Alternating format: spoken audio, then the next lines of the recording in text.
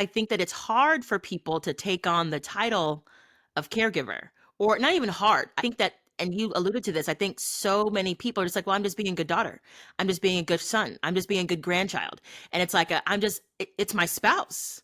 I would till death do us part. I'm just be there for them. But it's actually like, imagine if everyone who now is in this space of having to partner to care for someone really said, like, I am a caregiver, I am a care partner. How quickly we could help almost equip, empower, educate, because they're like, okay, I have this title. Because I have this title, I now am going to go look for the things to help me because I have this title. But I don't think that people are slow to do that, right? Which also means that people are slow to seek out and get the resources to help them navigate whatever it is they're navigating. And so maybe a charge here too is like, how do we make sure people see themselves as caregivers of any sort, right? Whether you're long distance or there in person with the intensity of the day to day, but acknowledging that title so that you can feel both empowered in it, but also get the supports that you need too.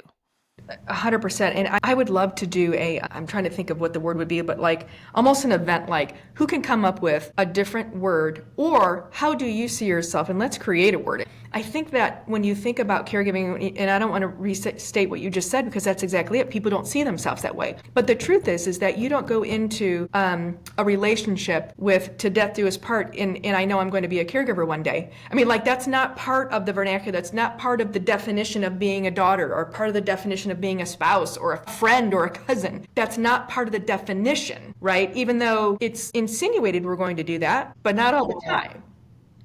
Mm-hmm. So we have to change the way that we think, and that's where I would invite people. That's why caregiving is such a tough. My mother had cancer, and that's how she passed away. And I was a caregiver. Never would I have called myself that. I just wouldn't have. Yet I was caring for her, But so I don't know what that word is, but I think the overall arching theme of this is that it changes our narrative. Our narrative has now changed.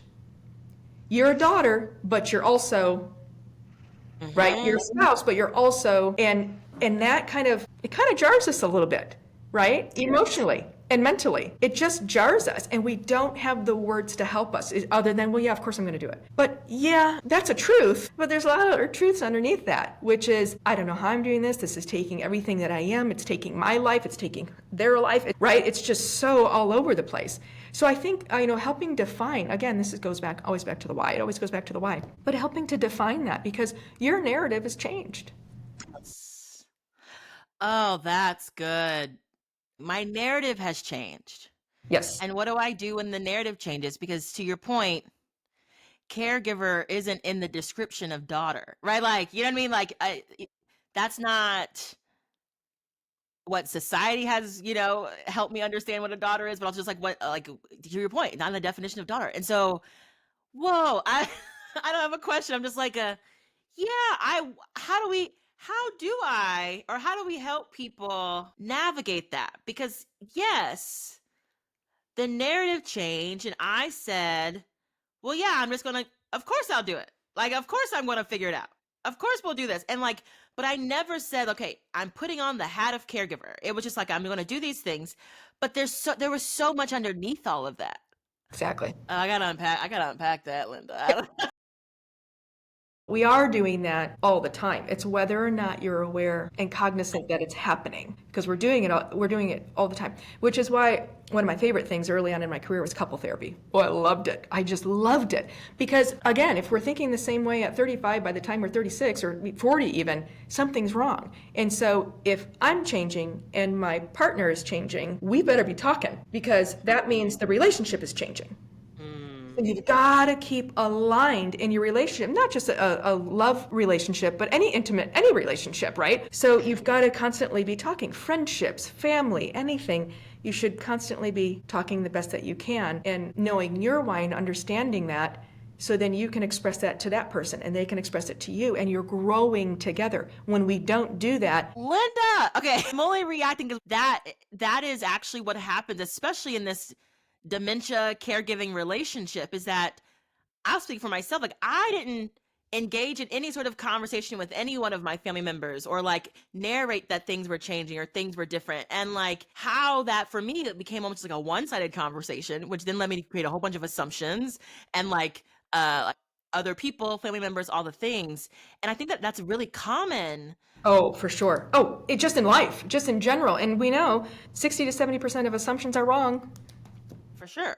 I think a takeaway that I'm having in just this conversation right now is how important it is as a family caregiver. And yes, anyone, but we're talking about caregiving around navigating dementia. But it's just so important to give yourself the space to pause and ask yourself, what am I feeling? Where might that be coming from? Why am I feeling like giving yourself the space to process so that you can then articulate maybe what you need. You can then articulate maybe what, how you're going to address the next task or how to, seek out support from whomever is in your network. I think there's so much power in not letting your current reality overcome you. And your reality in that moment is real. But your feet are also still on the ground. You're still here and present.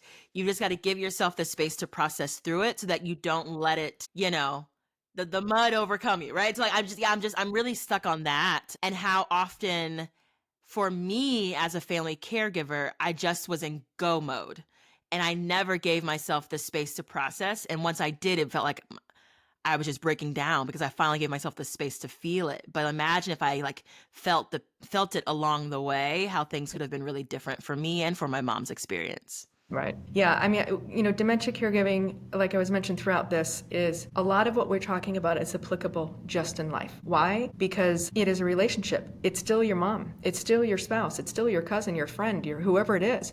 It's still a relationship.